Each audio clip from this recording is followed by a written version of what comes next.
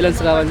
ఇంతకు ముందు Baahubali, ఛత్రపతిలో full violence రెస్ట్రిక్ట్గా చూస్తాను. ఇంకా బ్లడ్తో ఇప్పుడు సూపర్గా చేస్తాను బ్రో. సో మరి బాహుబలి తర్వాత మంచి హిట్ పడలేదు ప్రభాస్ గారికి, మరి ఈ మూవీ హిట్ అవుతుందా? పక్కా హిట్ అవుతుంది బ్రో, ఎందుకంటే ప్రశాంత్ నీళ్ళు మంచి డైరెక్ట్ ఉన్నారు కాబట్టి అంత వైలెన్స్తో బాగా ఉంటుందని ఎక్స్పెక్ట్ చేస్తున్నాం బ్రో. సూపర్ ఫ్రెండ్షిప్ ఎమోషన్ ని భద్రశత్రువులు అని చెప్పేసి మనకి ట్రైలర్ లో వినిపించింది కదా. సో భద్రశత్రువులు అనే కాన్సెప్ట్ ఎలా ఉంటుంది అనుకుంటున్నారు? అంటే స్టార్టింగ్ చైల్డ్హుడ్ దాంట్లో ఫ్రెండ్స్గా ఉంటారు, ఆ తర్వాత రొటీన్ స్టార్ ఏం కాదండి, దాన్ని డిఫరెంట్గా ప్రశాంత్ నీళ్ళు ఉండగా డిఫరెంట్గా చూపిస్తాడు ఖచ్చితంగా. కానీ వాళ్ళ వద్ద అదే ఏదో డిఫరెంట్ తిరుగుకోవడం వల్ల లేకపోతే లాస్ట్ ఖచ్చితంగా ఇద్దరు కలిసి ఫైట్ చేస్తారు.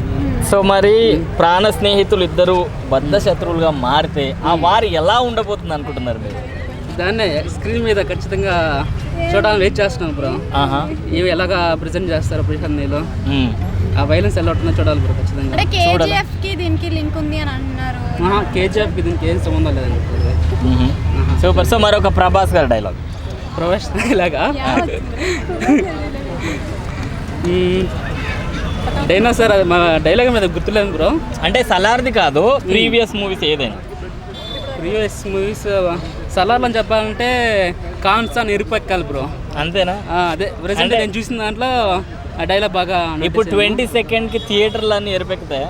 ఖచ్చితంగా ఎరుపెక్కుతాయి. అంతా ఫ్యాన్స్ దానికోసం వెయిట్ చేస్తా ఉన్నారు. ఖచ్చితంగా చాలా వెయిన్స్ ఎక్స్పెక్ట్ చేయొచ్చు బ్రో. సూపర్. మరి ప్రభాస్ గారికి ఏమని చెప్తారా? ప్రభాస్ గారికి నేను ప్రభాస్ ఫ్యాన్ ఏం కాదు బ్రో, అల్లు అర్జున్ ఫ్యాన్ని. అల్లు అర్జున్ ప్రభాస్ చాలా క్లోజ్గా ఉంటారు, నాకు కూడా చాలా ప్రభాస్ చాలా ఇష్టం. కానీ కంగ్రాట్స్ ఖచ్చితంగా చెప్పాలి బ్రో, ఎందుకంటే ఇద్దరు బాండింగ్ బాగుంటుంది కాబట్టి మాకు కూడా చాలా ఇష్టం ప్రభాస్ అంటే. ఆల్ ది బెస్ట్ చెప్తున్నాను బ్రో ప్రభాస్కి. Thank you.